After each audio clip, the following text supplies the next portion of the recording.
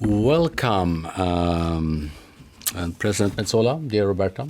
So good to have you here in Sweden, just some 100 days ahead of the European election. Exciting times in very many different ways, and important times as well. We've had a meeting and we've talked about the upcoming elections, obviously, and the need for further and increased support to Ukraine. The most important, number one topic for us right now. And we talked obviously also about the risks for interference and disinformation related to these elections. Russia's war on Ukraine has deteriorated the security in all of Europe. At the same time, the information landscape is rapidly changing and disinformation knows no borders either.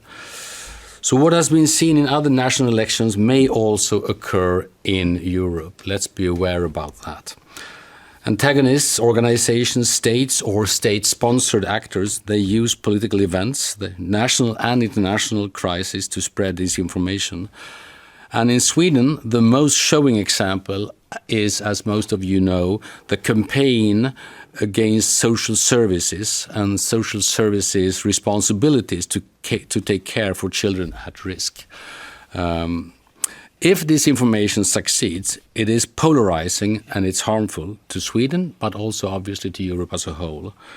So my message for the upcoming election is this: disinformation depends on people sharing it to have an effect. So don't share it. If something really sounds strange, it probably is strange. The purpose with this information is to create division, doubt and hatred, and thereby increasing vulnerabilities in our democratic societies. This can be exploited by interests that want to threaten and disrupt our societies and our independent decision-making. Ask Moldova, for example, about the risk with this. We need to cooperate more closely on this task. EU countries should share information and be as transparent as possible. Psychological defense is therefore an essential part of a modern total defense. It strengthens the population's ability to detect and to resist foreign influence campaigns and disinformation. Finally, the Swedish government, I do believe, is prepared for this important task. Before and during the EP election, the Swedish Psychological Defense Agency will analyze foreign electorate influence closely and will make an educational effort to citizens and to other authorities. The agency will also work closer together with the Swedish election authority, Valmyndigheten, as we say in Swedish, and participates in election networks in the EU. Sweden's National Cybersecurity Center is also proactively now preparing to support the Swedish election authorities' cybersecurity work for the 2024 EU election, focusing on safeguarding our electoral process from cyber threats. This is extremely important. Their work will build on lessons learned from the center's previous support to the election authority. Countries have different experiences, obviously, different expertise and different ways of strengthening their psychological defense and cybersecurity. Learning from each other is key. Most of these competencies are national. We need to share experiences, share expertise.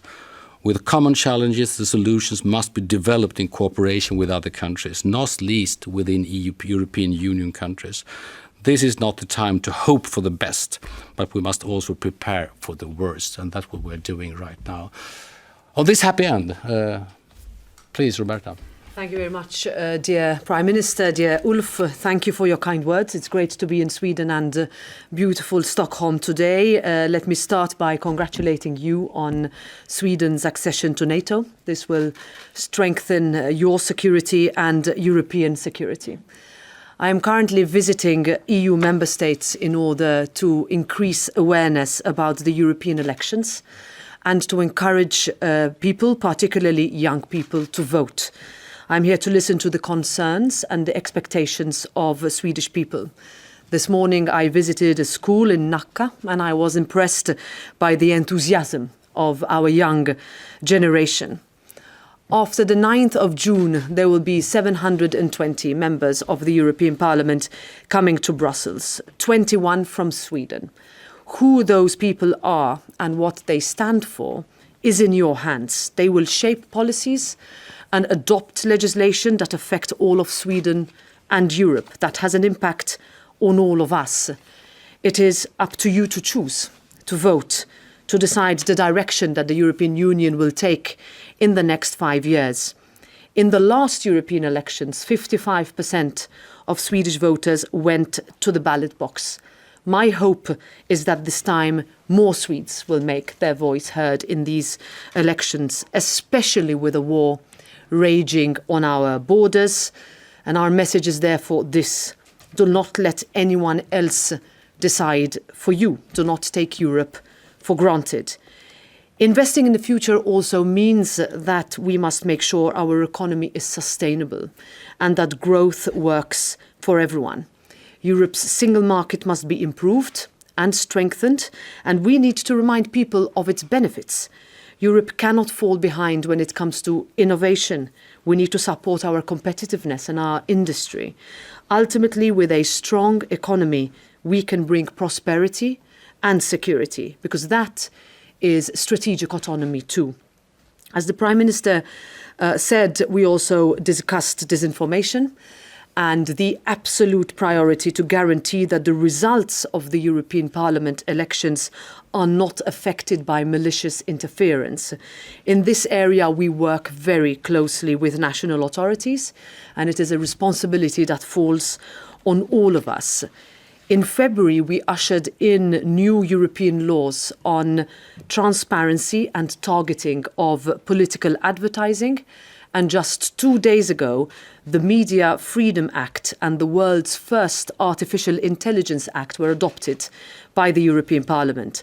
These are all legislative tools that will help us safeguard democracy and fundamental rights online. We can be proud of what we have achieved, but we must also be honest about where we could have done better, where we went perhaps too far, too fast, or where we did not do enough, where red tape and over-centralization has pushed people away. We need to underline the need to speak about Europe, and that is why I'm here today. Finally, let me also thank Sweden for its strong support to Ukraine. Sweden is one of the biggest per capita contributors of humanitarian aid, of defence material and financial assistance. Our support, and as you said, dear Ulf, for Ukraine has to continue for as long as it takes, because Ukraine is not only fighting for its survival, but also for our European values and our security. And we will remain united and stand firmly against Russia's aggression. Thank you. Thank you so much. The floor is open. Floor for some questions. Do we have any questions All here? the hands were raised immediately. Yes, we can start with TV4.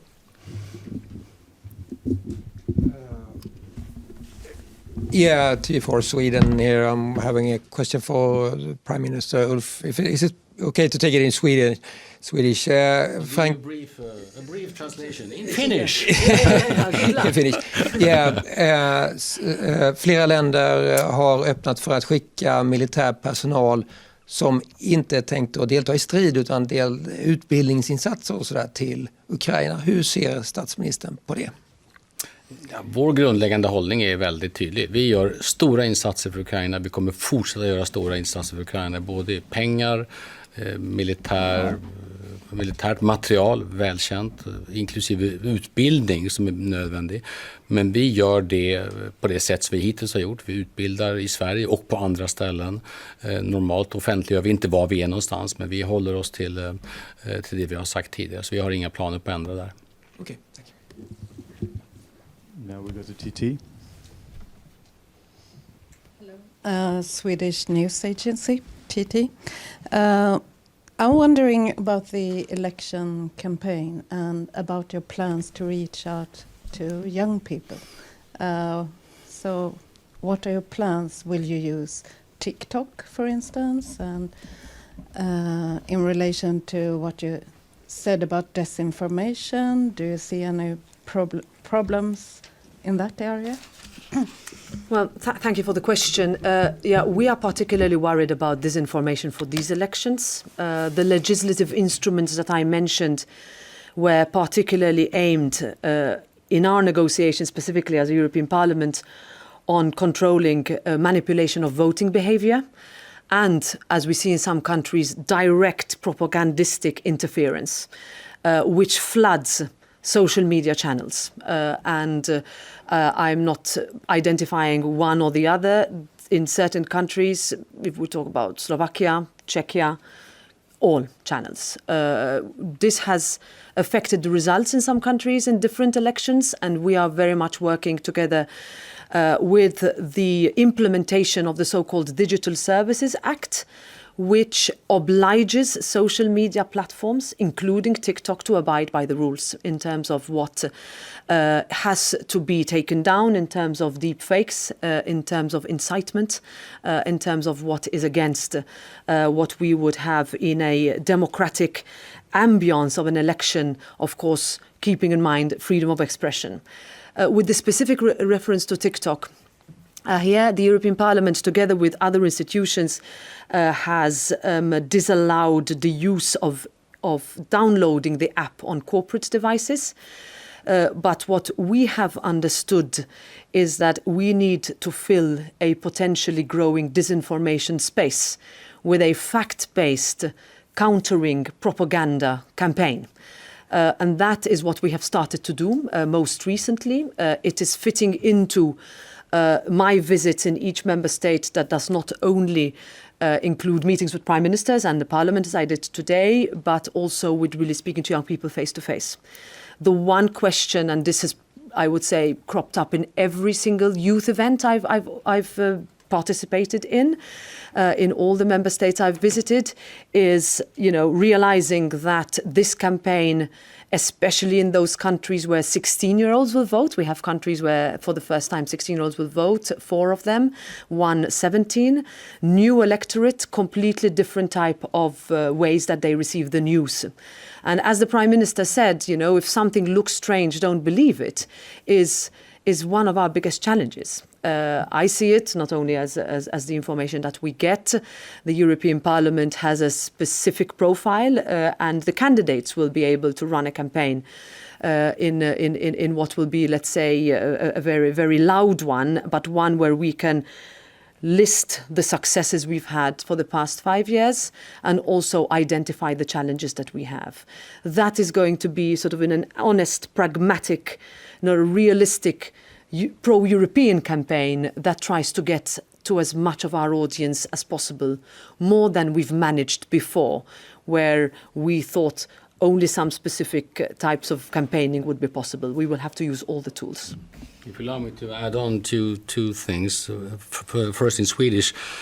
I Sverige har vi ju ingen lagstiftning och inga planer heller på att gå in och uttryckligen förbjuda någon enskild aktör. Utan vi har bredare lagstiftning, bredare skyldigheter för de som står bakom applikationerna. Men det är intressant att notera i den diskussionen som pågår nu internationellt om TikTok, att en app med ett innehåll som under inga omständigheter skulle vara tillåtet i Kina, men som ändå självklart anses tillåtet i västvärlden. Det väcker ändå ett antal frågor om reciprocitet, om lika behandling på många olika sätt. Så jag tycker att det väcker ett antal frågor som demokratierna också måste hantera med stor respekt för yttrandefriheten i våra länder. And then I mentioned Moldova, obviously not a country within the EU, but if you ask Maia Sandu, the Moldovan president, not prime minister, president, president. Quite right.